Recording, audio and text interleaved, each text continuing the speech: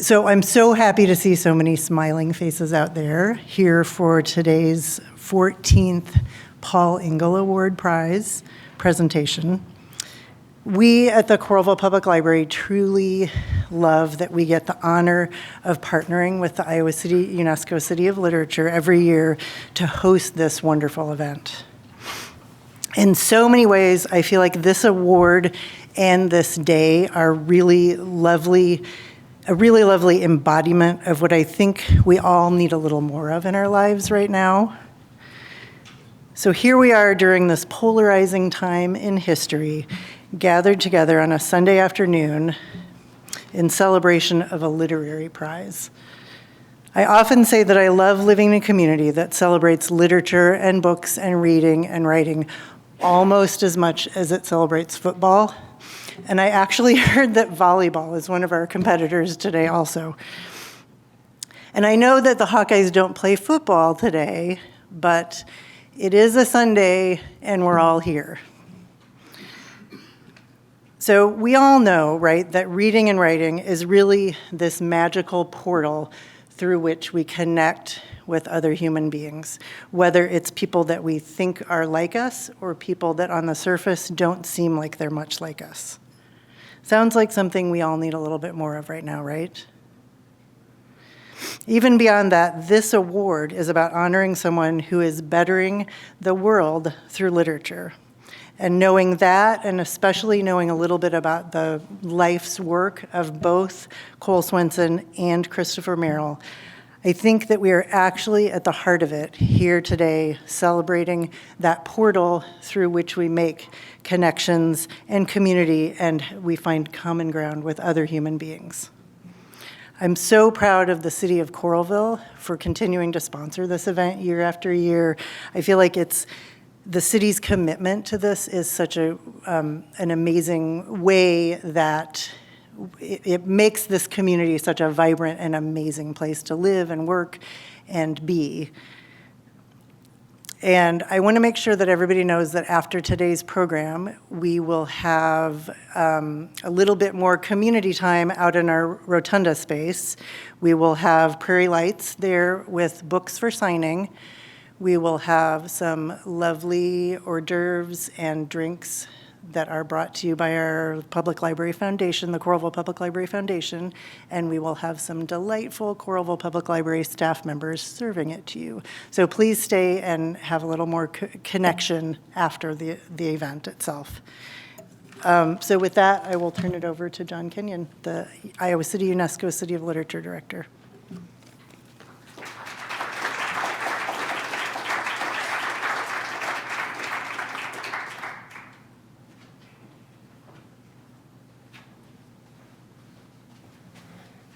Good afternoon. As Ellen said, my name is John Kenyon, and I'm the Executive Director of the Iowa City UNESCO City of Literature Organization. And I would like to welcome you to the ceremony for the 14th Paul Engle Prize. And as Ellen said, thank you very much for joining us on what is a beautiful Sunday afternoon here in late fall. So 17 years ago this week, Iowa City was designated by UNESCO as the third city of literature in the world. When we were designated, the United States was a member of UNESCO. Then for a few years, we were not, and now we are, and soon we are to not be yet again. But that status may change, but two things do not. First of all, that designation will not change. We are here and we are not going anywhere.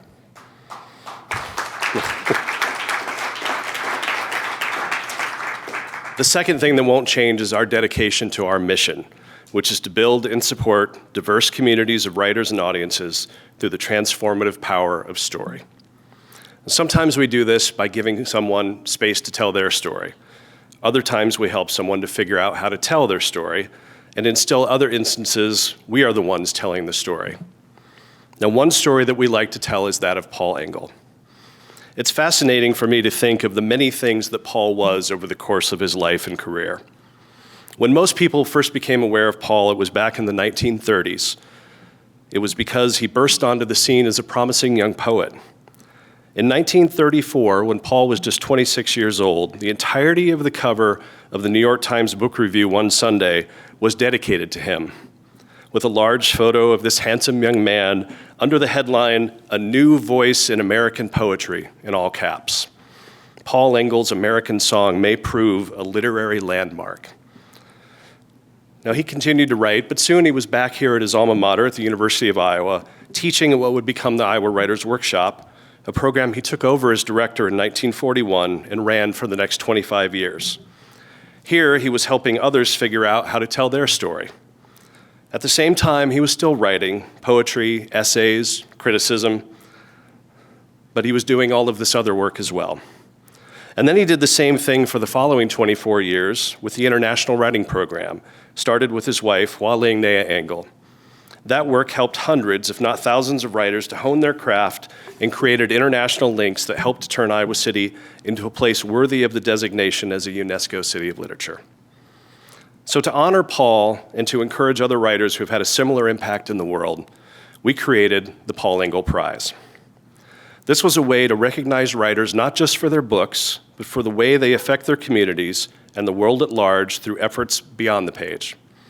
As stated in the call for nominations each year, we seek to honor an individual who, like Paul Engle, represents a pioneering spirit in the world of literature through writing, editing, publishing, or teaching, and whose active participation in the larger issues of the day has contributed to the betterment of the world through the literary arts.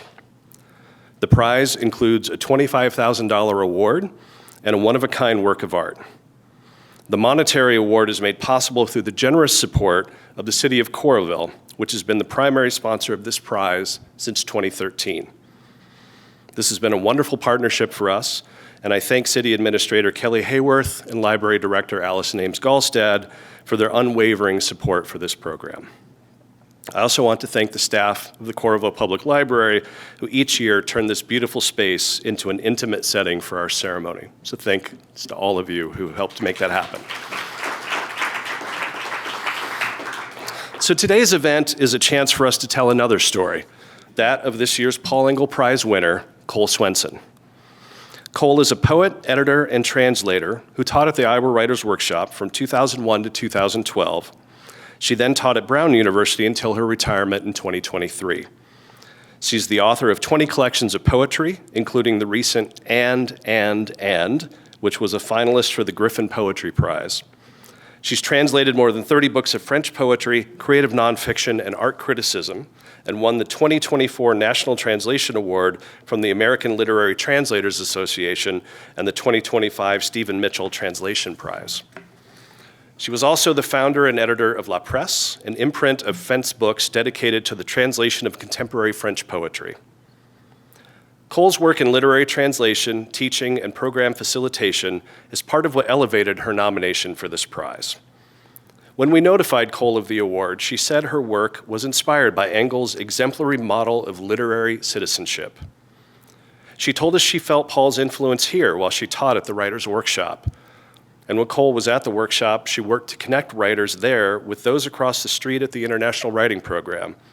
That link was important to her because, she says, it gave students and faculty the chance to exchange ideas with a marvelously diverse, truly global group.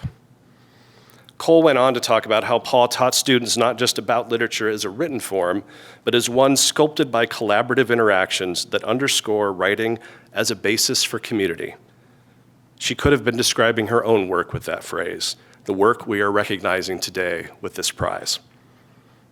So each year's prize is a unique work of art created by a local artist. This year, we worked with a new artist, Agnes Harry Mills, an interdisciplinary PhD candidate in jewelry and metal design at the University of Iowa School of Art, Art History, and Design. Of the prize, Agnes says, this piece honors Cole Swensen through a sculptural scroll that reflects the depth and range of her work. The central design, a cluster of curved green forms, is a seal on the scroll that echoes Swensen's favorite color and symbolizes the diversity and reach of her creative voice. As a metal artist, I focus on color, texture, and pattern to create pieces that spark joy. This work channels that intention by transforming durable materials into a delicate tribute, inviting viewers to reflect on the beauty and complexity of Swensen's poetry. In a world often marked by sorrow, I hope this piece offers a moment of inspiration and celebrates the transformative power of language and the enduring resonance of her voice. So now I would like to welcome Assistant Library Director Ellen Alexander and our 2025 Paul Engle Prize winner Cole Swensen to the stage for presentation of this year's award.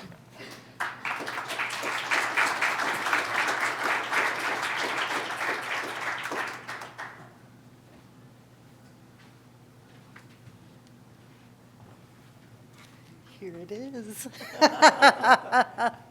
And thank you, Agnes. It's gorgeous. Wow. Congratulations, it's beautiful. It is beautiful. And she has engraved various titles of books. There's an engraving of the shape of Iowa, the state here, lots of great information and enamels. And thank you very much. She described the process a little bit to me, and she starts with a wax cylinder and then uses copper plating to plate layer after layer, and then added to it is the engraving. So it was an intricate process, and then she puts glass enamel over the center of it. So again, really many, many stages went into this, and it's just gorgeous. Thank you so much.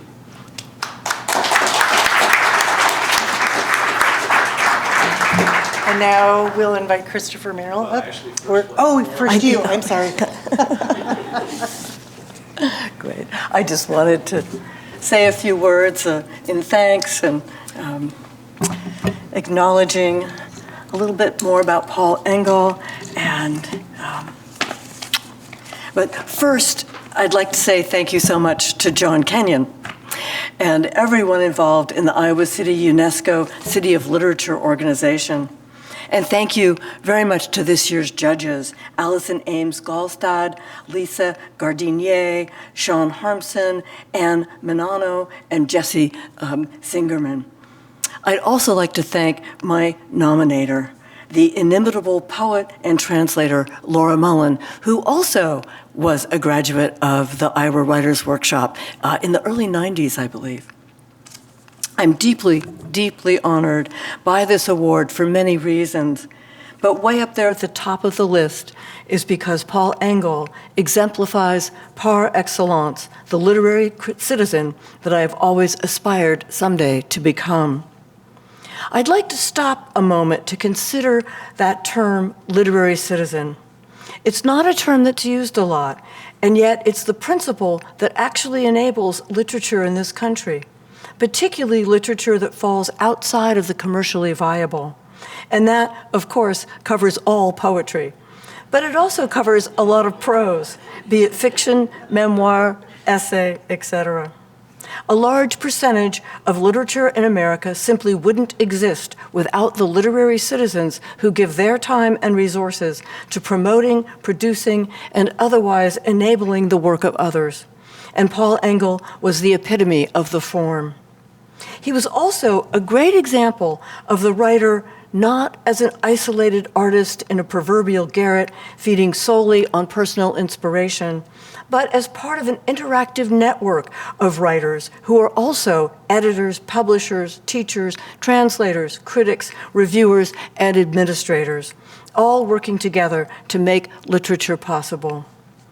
When writers themselves are doing the editing and publishing, we have more deeply informed, less commercially motivated, and more democratic modes of literary production.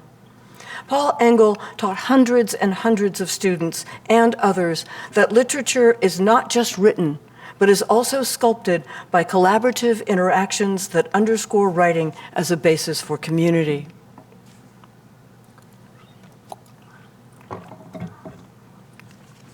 Paul Engle has been a guiding example for me since I came to truly know his work, which was when I first came to Iowa in the spring of 2001.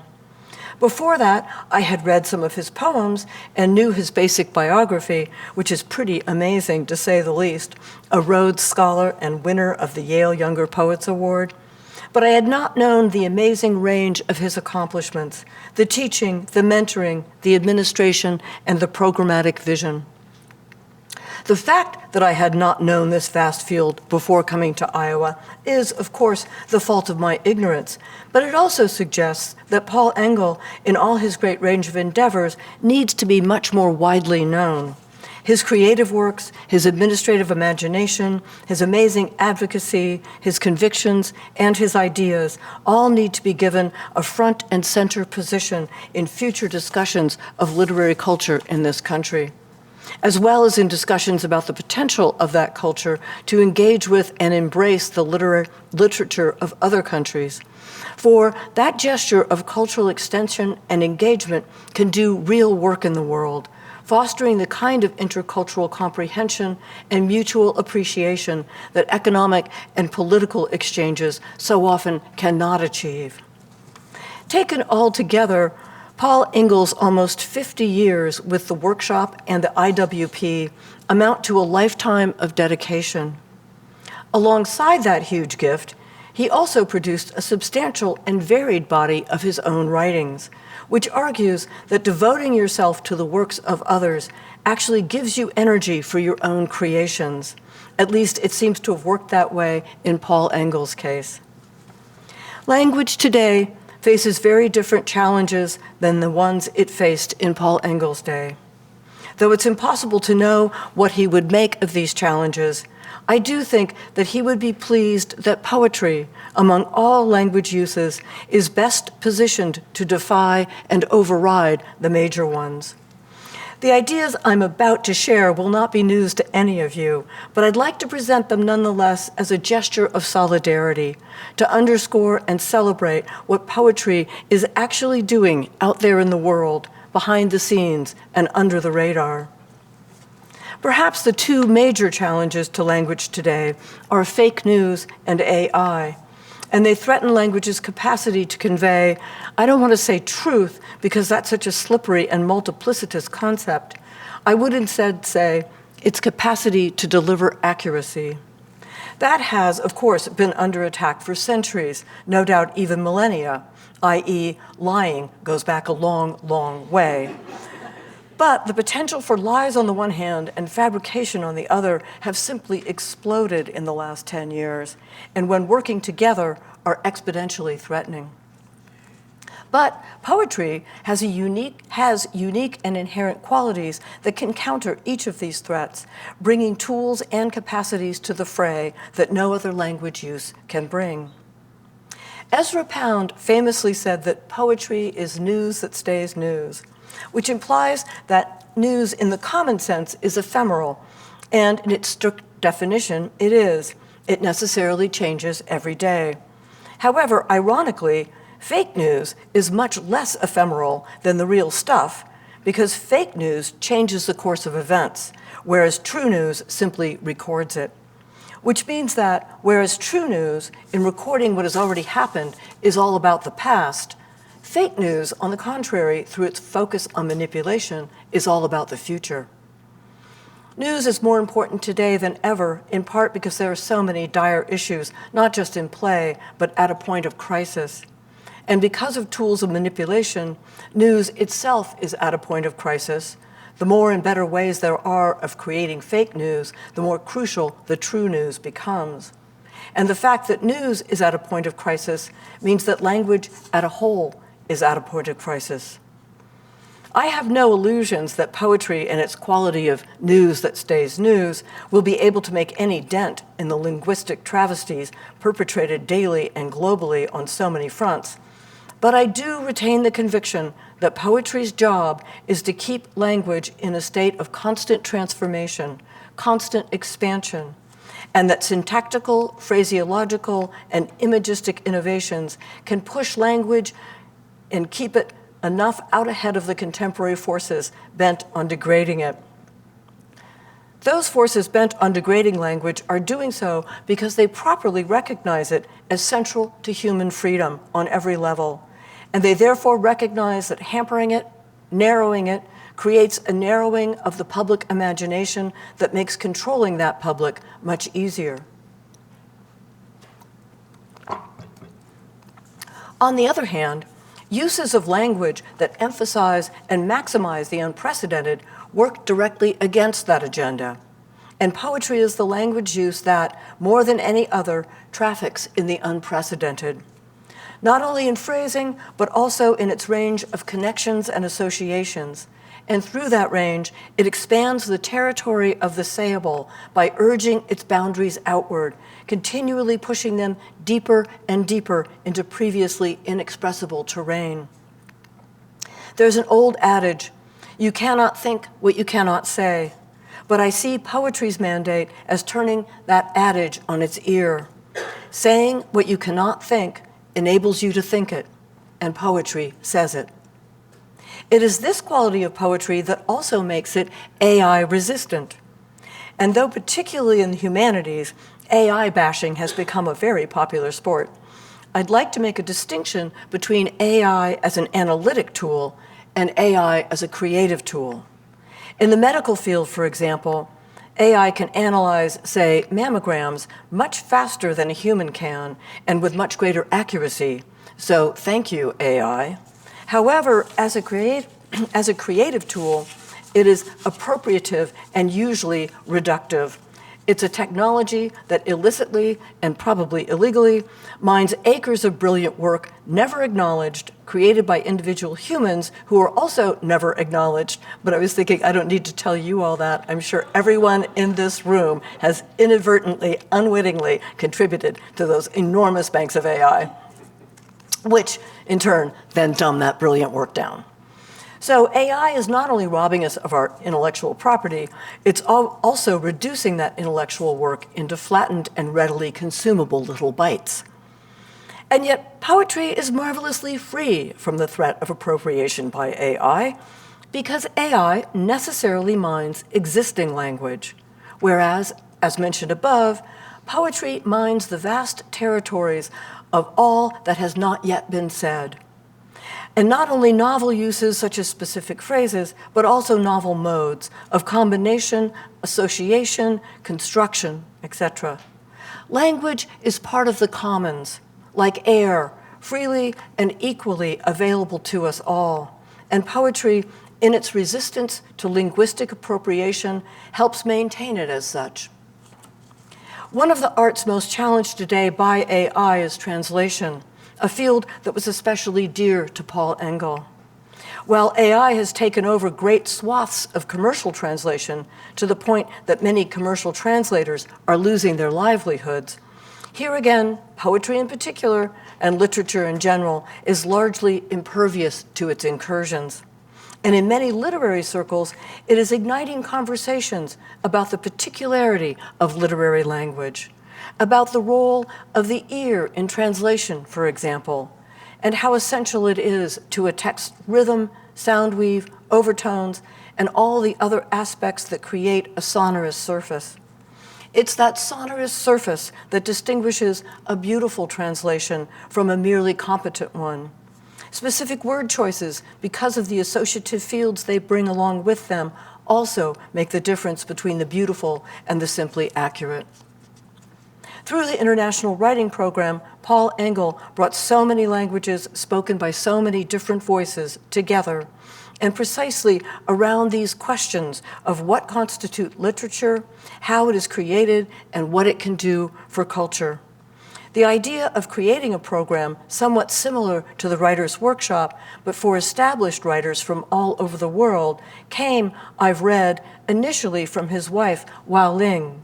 But it seems that Paul Engle took it up with alacrity and put it into action, offering the writers of Iowa City the insights and perspectives of dozens of other minds and cultures each year.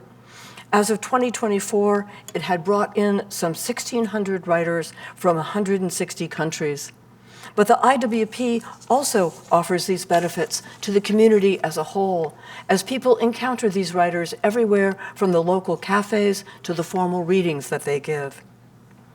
I was delighted that during my time at the workshop, when the IWP was, as it still is, under the direction of Christopher Merrill, there was a strong connection between the IWP and the workshop, with the MFA students pairing up with visiting writers from all over the world to translate their work. Even if the students didn't know the language of the writer that they were paired with, collaboration and explorative conversation nonetheless made translation possible, which is a great illustration of one of the most crucial tools of translation and one that's often overlooked, and that's simply open goodwill and the desire for exchange. Time and again, this gesture of friendship and collegiality transcended language differences, allowing the work of IWP fellows to be made available to the community and beyond. These exchanges were, and still are, I'm sure, also invaluable for the students, as sessions were held that brought students and fellows together in group discussions, giving students access to ideas and values held by people from many countries in an atmosphere of creative and cultural exploration. One of Paul Engle's most prominent roles was as a mentor, and by all accounts, he was an exceptional one, offering not only advice and guidance, but also the kind of warm support that need not be spoken, but is sensed as the ongoing belief of an elder in a younger person's work. In reflecting upon that legacy, I found myself thinking about an interesting mode of mentorship that I encountered here at the workshop. And that's a sort that I think of as peer mentorship. Mentorship is usually thought of as a distinctly hierarchical relationship, with the mentor usually much older and more experienced in the world. But it can also work horizontally and yet retain all the traditional attributes of mentorship: attention, caring, critique, and above all, listening. With my colleagues on the workshop faculty, I found a spirit of support and mutual interest that went beyond the collegial to encompass a committed engagement that offered exactly the sort of creative nourishment that mentoring ideally gives. I thank the other members on the poetry faculty, James Galvin, Mark Levine, Dean Young, for that peer mentoring atmosphere, which I felt as soon as I arrived. And because they had so strongly established it, it naturally extended to visiting faculty as well, making them feel instantly welcomed, not just to a faculty, but to a community. Teaching is always also learning, and that peer mentoring atmosphere greatly increased the learning quotient for me and helped make my time at Iowa some of the richest and most rewarding in my life. This attitude of support existed far beyond the workshop, embracing the IWP, the MFAs in creative nonfiction, translation, and playwriting, and the Center for the Book, and went, and no doubt still goes, far beyond even the university. Soon after moving here, I realized that Iowa City is itself such a supportive network, with goodwill emanating from many other bodies, everything from the local bars to Prairie Lights and the theaters, not to mention the various annual literary festival. Iowa City's designation as a UNESCO City of Literature in 2008 was a beautiful acknowledgement that the entire city participates in and contributes to a literary culture that is inclusive and generative. I was honored and delighted to be a member of your community for 10 years, and I'm more than honored to be receiving this distinguished award. And here I'm at a loss for words, but not at a loss for thanks. Thank you very much indeed.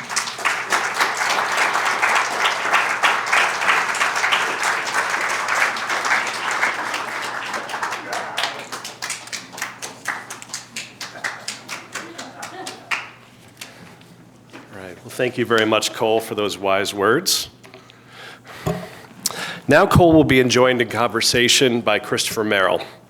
Christopher has published 8 collections of poetry, including Watchfire, for which he received the Lavin Younger Poets Award from the Academy of American Poets, as well as many edited volumes and translations, and 6 books of nonfiction, among them Only the Nails Remain, Scenes from the Balkan Wars, and Things of the Hidden God, Journey to the Holy Mountain. His writings have been translated into nearly 40 languages, his journalism appears widely, and his honors include the Chevalier des Arts et Lettres from the French government, numerous translation awards, and fellowships from the John Simon Guggenheim Memorial and Ingram Merrill Foundations. As director of the International Writing Program at the University of Iowa since 2000, Chris has conducted cultural diplomacy missions to more than 50 countries.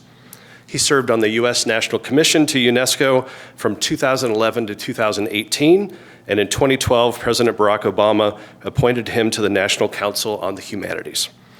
He will retire from his role at the IWP at the end of the year, but will remain on faculty in the Department of English. So please help me welcome to the stage Christopher Merrill.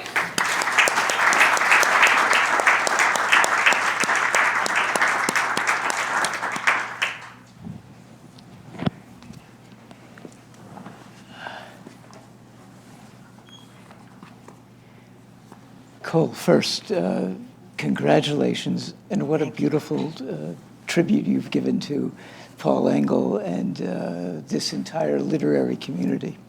I wanted to begin by just going back to your time in Iowa City, wondering what memories do you take from that vibrant moment in history, and how did you then bring that spirit on to Brown University and your own work? All the memories I have, I just suddenly get all these great pictures that are all joyful and all involve other people. But I'm struck by a moment when I was a guest in the spring of 2001, and I'd been here 2 months, maybe 2.5 months, and I was leaving the workshop, Dye House, and just walking out, and it's like, what's that weird feeling? I'm just having this really weird feeling. It's like, I'm happy. I had been at the University of Denver, where I also had great colleagues, and but it wasn't a good fit for me, and I hadn't realized it, but but I was like, wow, I remember this from somewhere long ago. So that remained with me for the entire 10 years. And it was that basis of community, that sense of, I remember the faculty had dinner once a week together, usually cooked by Dean Young, who was an amazing chef. And we would all have dinner over in his kitchen. And again, he would do this elaborate thing. And I remember walking back with Mary Ruffel one night, and it was snowy and cold, and it was just such a joyous thing to do. So that sort of community that was based in the work in the workshop, it was based in our work with reading, carefully analyzing, considering, living in poetry, that just overflowed into a kind of living. And I also very fondly remember lots of work that I did with people at the Center for the Book. There was a wonderful connection, and I, in particular, did a lot of work with the letterpress person there at the time, Sherry DeGraw, and still work with her on projects. And that idea that a creative writing department could overflow into the Center for the Book. It could overflow into the IWP. It could overflow. We even did some things from time to time with the creative nonfiction. And that idea that there were not stable boundaries, that departments were not exclusive, and that faculty exchanged. And I got to know some wonderful people in the English department, for instance, who were doing really great things. So good conversations based in our fields, but overflowing them seems to be what I remember most. Yeah. It seems to me that the model you offered to the students in the poetry workshop would be one of a poet who is also a practicing translator. And so you've translated, as John noted, more than 30 volumes of poetry and our criticism from French. And I wonder if you could talk a little bit about what inspires you to translate a particular poet or art critic, and how that act of bringing into English these other words goes on to shape your own writing life. One thing, I started translating to help me improve my French. And Fortunately, I was only working with living writers, so I could say, is that really what you mean? And so I could have a confidence in the translations. And my first translations took a lot longer than my recent ones, but it was a wonderful way to learn a language because you were learning it through the perspectives of creative writers, but also really different writers, so really different perspectives, really different uses of, at times, the same word. So that kind of helped me understand something that I understand in English, that a given word can have a huge range, but it's harder to grasp that in a language that you don't know fluently. So it was a real aid for that. But then as soon as I started translating, I also realized that it's just plain old fun. It's like doing, I always think of it as, it's like a three-dimensional crossword puzzle. You get the same kind of, what could that word be? But it's much more intricate. It has the cultural dimensions, et cetera. So I just enjoy it for that reason as well. Also, unlike writing your own work, where you have to have I do think of it as work, not inspiration, but somehow one does have the feeling that there's a little something that comes from outside. And with translation, you don't need that.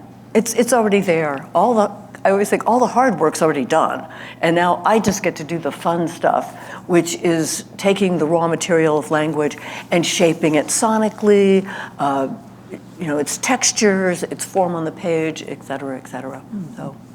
The first translation workshop was taught here as a part of the Writers' Workshop by Edmund Keeley, novelist and extraordinary translator from Greek poetry. And I said to him once, asking him about translation, he said he hated to look at any translation that he published, because as soon as he looked at it, he could see all the other decisions he might have made. Does that ever happen to you? Yeah, definitely. It's why I like online publishing, because you can change it, or you can have different versions out there. But I think it's true, and I've always noticed that with my own poetry, and that's such a strange phrase, but with the poetry I write, there'll be a moment when it's done. And I know every word is in the right place. I really would not change a thing. Whereas with a translation, I never have that feeling. It could always change. It could always be different. And I think it's something about the distance between the original writer and this reflection or conversation with it that creates an elasticity. I'm sure the original writer feels the same way that I feel when I finish, that every word is locked in. But again, that distance is always a flexible thing with the translation, and that keeps it somehow in a constant motion. It's always fluid, even though we have to choose a version to put in ink. So then, how have this vast work of translation, how has it shaped your own writing? Oh, thank you. In surprising ways, I found myself once, like, working on a text and being so happy. Wow, this is a brand new rhythm for me. I'm just so delighted to, hit a new kind of gait. And I worked with it for a while, and I then thought, no, this is a gait I learned from a translation 3-4 years ago, and it had just lain dormant, waited for its moment, and then boing. And I've been working a lot in a form that is in and. It's, for me, a kind of new form, and it's a sort of absurdist-based prose poem thing. And I started it during COVID, and I don't know about the rest of you, but I found that several things, without my intending to change them, really changed with COVID. And one was my writing style. And so I was working on these, and they were accumulating, et cetera. And I suddenly realized that it's a form that I had borrowed. In a couple of cases, I stole it from a translation that I did called Atlas in Utilis by Hervé Letanier. And there was one or two that were so much in his voice that I felt like writing an apology, but I didn't. But so it's always in ways that I'm not aware of until suddenly I realized. But it is a range from rhythms to styles. I'm sure there are many, many other ways that translation has affected me as well, particularly in, interests. Somebody I'm translating has an interest in XYZ, maybe I develop it, but they're less traceable than these things that suddenly flash upon me with the, realize that I just stole something. Hadn't realized that I had. In this book particularly, it seemed to me that, yes, it's clearly a new form, but it's also in its way a sort of extended meditation on what poetry is or might be or may not be. I've noticed in many of your books, you will pursue a subject, a theme, in a style of writing through the entire book, such that it becomes, you may think, well, this is a kind of a project. And I wondered at what point in COVID, as you were writing these prose poems, did you begin to realize that you had an entire book project underway? Yeah, you're right. I do almost always write in projects because using the poetry as a sort of an explorative tool, as a research tool to allow me to explore something I'd like. And with this one, it was first not published, but printed by a really interesting project at Boise State University, run by a marvelous poet and painter. In fact, it's his painting on the cover of that book, named Martin Corliss Smith. And he has done for years a project called Free Poetry. And it was first pamphlets, and he just prints them, and he would send 10, 15 copies out to a network of 30 or 40 poets, and we would just hand them out to people. And then ALTA Press at Boise State University was collapsed because the person who ran it left, and they offered the press to Martin. And so Martin said, great, but I'm going to keep the free poetry principle. So they're now perfect bound, full-length books, and he wanted it to be poetics. Yeah. Not so much poetry, but writings on poetry. So he asked me for a book of essays. And I thought, I just don't feel like doing essays in its traditional. I often like writing in that form, but I wasn't somehow in the mood. So I started doing these micro essays, and thinking, it'll never be. But suddenly I had a whole bunch of them. Yeah. And so it was first published or printed as that, and then published by Shearsman. Might I convince you to read one for the audience so they get a sense of what it is you're doing? Yeah, sure. Yeah. Let me think. Well, I'll just read the first couple. Ship. A ship is, by definition, something slipping out of fog, and oddly more visible than a vessel less veiled, more shored in dim windows, its more nuance and happenstance, as if more of the story were buried in memory, and thus lit with it and trembling. A ship is, in fact, the shape of memory itself, and remembering itself suddenly thinks, what a long way off it seems. And yet, at every slight lightening of the fog, it deflects the thought, and thus is still coming toward.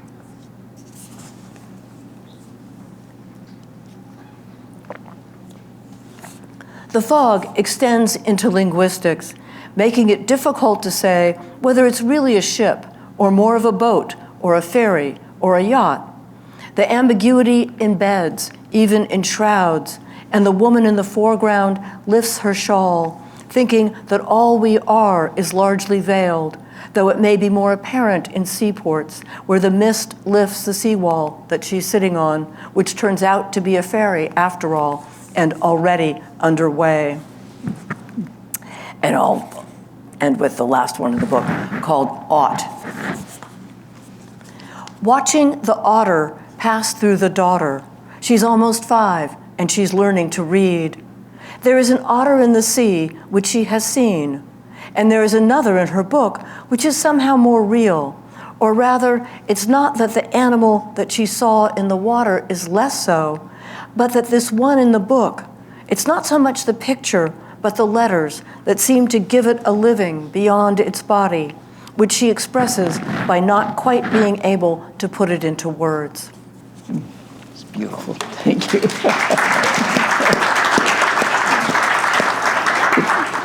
In the prose poem titled "The Uncountable," you end with a really glorious line. It says, "Who was it who said it's not the notes you hit, but the ones that you don't?" And you answer it with Miles Davis. And part of what we get to in that last poem is what language can or can almost do, right? So, and throughout this book, there's a kind of ghostly presence of whatever it is that you're reaching for.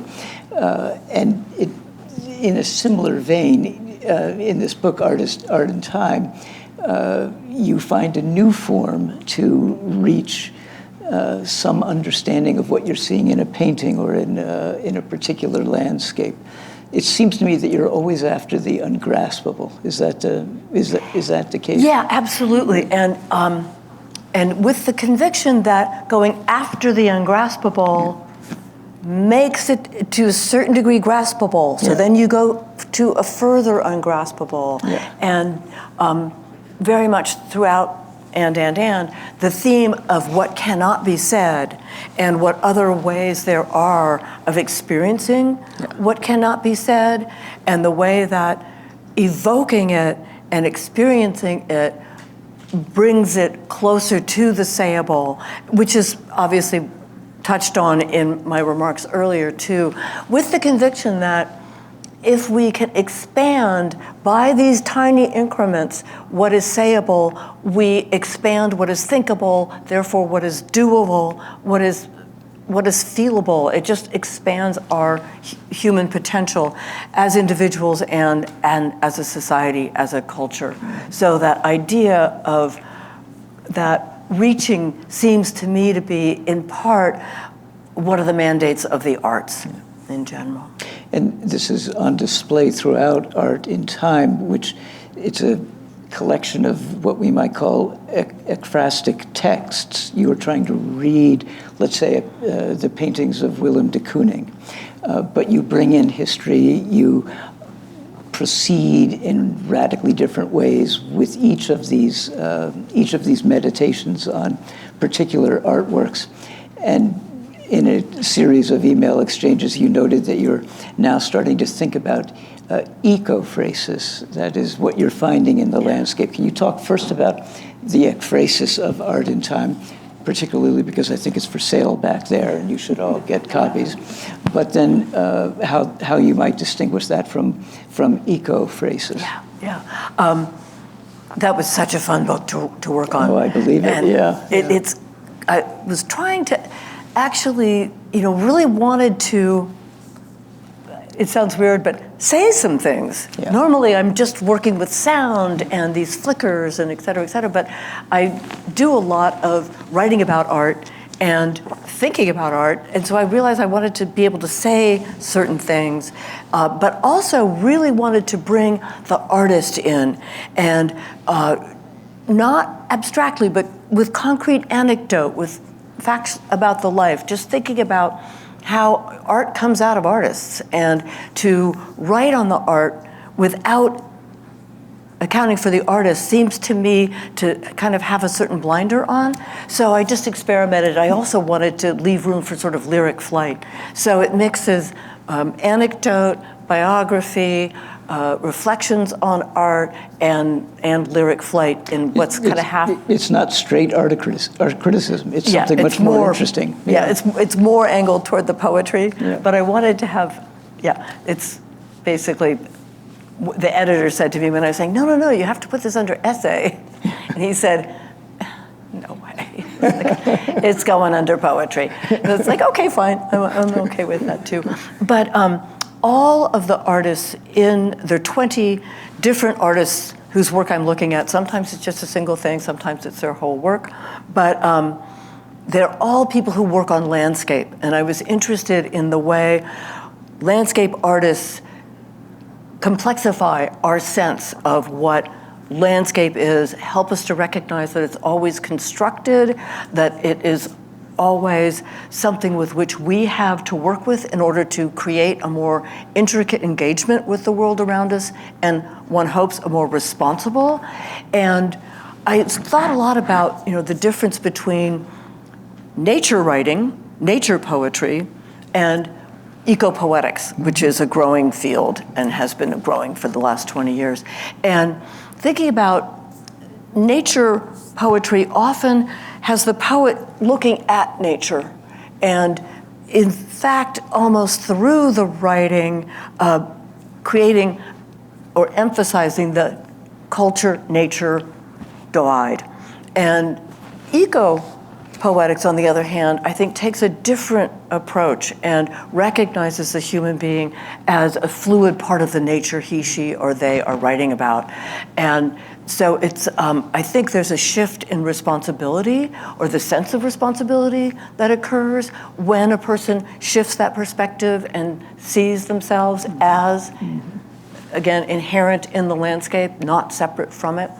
And so, in a sense, these essays are all eco-phrastic in that way. And it became something that I'm interested in addressing more directly, but also something that a couple of people, I'm retired from teaching, but I still work with a couple of people a lot with teaching, particularly a friend in France who's also very interested in this. And so we've been developing curricula around teaching ecophrasis, looking at artists who are specifically focused on ecologically oriented art, and then how writers can respond to that to create a stronger bond and to expand the voice of that artist who may be working in sculpture or paint to create a linguistic extension of their work as well in conversation. So just as we're speaking, it seems to me that you go as a poet from reaching for the unsayable to whatever you might call these essays, poems, to give us what's unseeable. You're expanding the range of ways in which we might interact with the landscape or even begin to see that landscape. You're reminding me, and it's mentioned in And, a quote from Kaja Silverman, there is in every photograph something that cannot be seen. Yeah. And I just found that, amazing. And to me, one of those things, one, it's a sort of phrase that one should never explain, you kill it. On the other hand, in some way, what cannot be seen is potential. Yeah.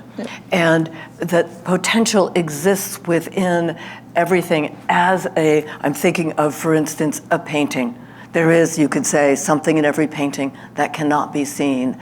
And it's the potential that exists between the viewer and the painting as something that can perhaps expand that viewer's recognition of things. Again, never able to be articulated, but nonetheless operative. And I think there's a way in which sensations like that, recognitions like that, are more operative. If you try to articulate them, they lose a lot of their magic. There's something in the inarticulability that has the potential for expanding our appreciation, our sensations, and ultimately, therefore, our actions in the world. Well, there's a lot of magic in these books, and I can't get to all the questions about it, but I did want to open it up to the audience if we have, if there are other questions here. And I think we'll wait till Mike. Do we have a microphone for this? Yeah. Thank you. Those were great questions. Yeah. All right, yeah, so I have a microphone over here, so if anyone has a question they'd like to ask, please do as this gentleman is and raise your hand. Hello, I thank you for being here and giving this talk. I'm fascinated, but I was particularly keyed in by your statement about you finish a poem and all your words are locked in, and yet you keep speaking of reaching for potential, the unsayable. And when I write, I have the opposite. I think Paul Valéry said, a poem is never finished, it's abandoned. Yes, it's a great line. In despair. Yeah. And that's how I feel. So I'm just curious about your process, how you grasp after and yet lock in. Yeah, that's a good question, because I do distinctly have a feeling that, okay, this is done. Every word is where it should be.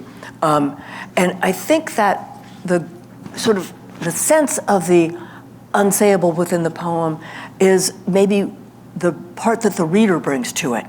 It's the interaction of the reader, and that reader sometimes is myself as well, of course, but that it's that the grasping after because it is a matter of entering, as I say, is what the reader brings to the poem. It's the response, it's what exists between the reader and the poem, rather than something in the poem per se, if that makes any sense. I can see it doesn't. More time for discussion after the event, maybe. Does anyone else have any other questions? Yeah, sure, just one moment.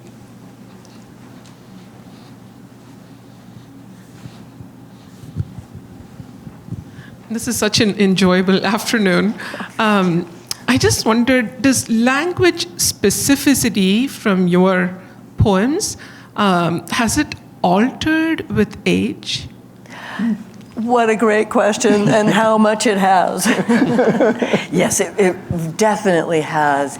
I think over the years, I've become more explicit and definitely using it more to explore concrete things in the world, and less responding to immediate surroundings, and more using it to go out, search out things, and participate in them. And one of the big differences there for me is the responding to and participating in. And without realizing it at a certain point, I became much more interested in the participating in. So, which also has to do with that difference between the nature writing and eco-poetics. Nature writing tends to respond to, eco-poetics is participating in. So, yeah, I have so enjoyed getting older, just because it's like, yeah. Great, maybe time for one final question, if anyone has one they'd like to ask. Yeah, go right up here, Jesse. Well, I loved Art in Time, and I was really impressed with the depth that you went into with each of the artists. And so I have two questions. One is, how much time did it take you to write that book? And how did you approach it? And that's two, but I have another one. And when I look at some of your poetry on the page, it seems very intentional how things are laid out. Do you think of yourself as a visual artist at all? Okay, I'll do the first one first about the Art in Time, and remind me of that question.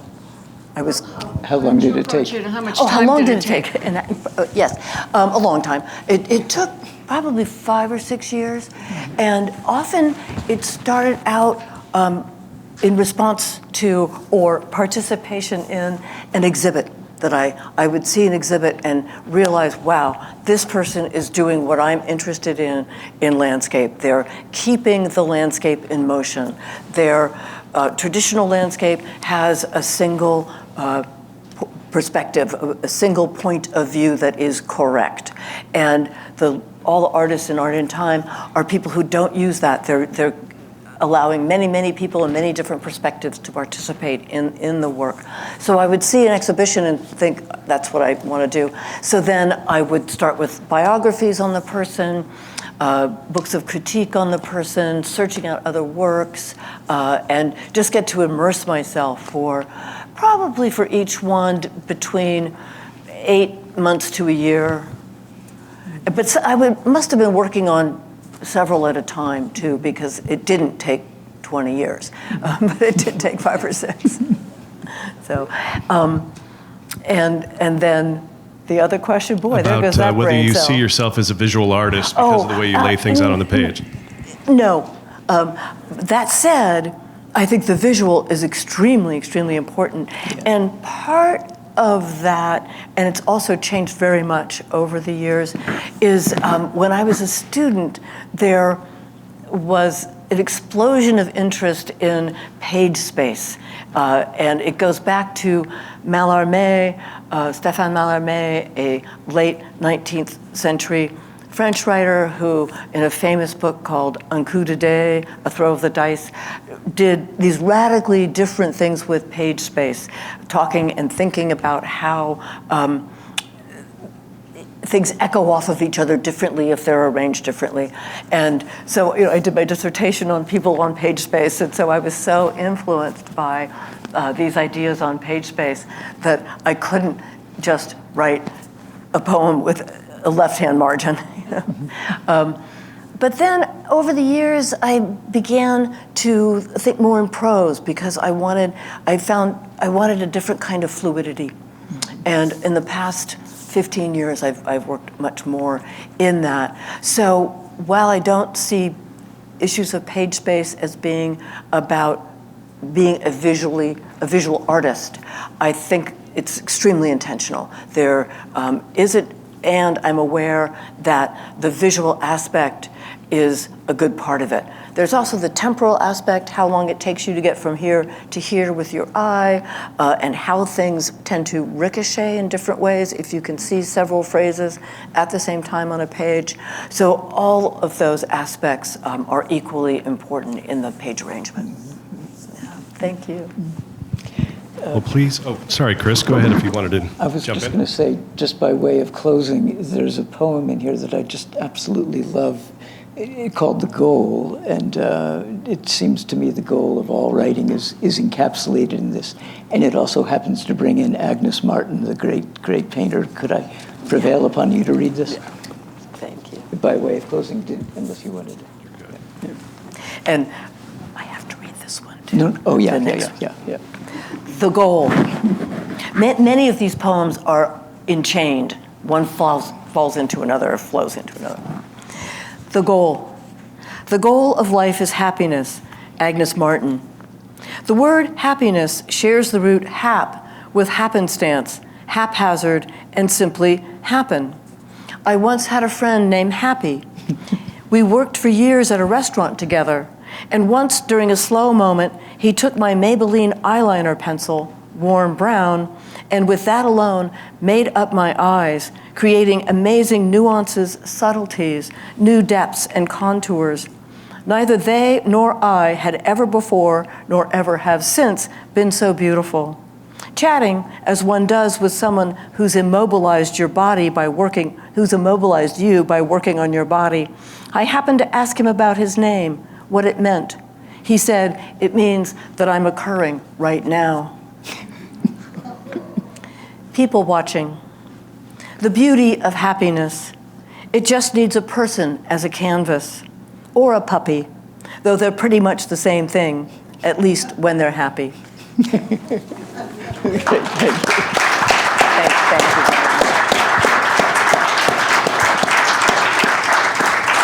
What a great note to end on. Thank you very much. Please, once again, help me to thank Christopher Merrill for joining us and to congratulate Cole Swensen for winning this prize. Thank you.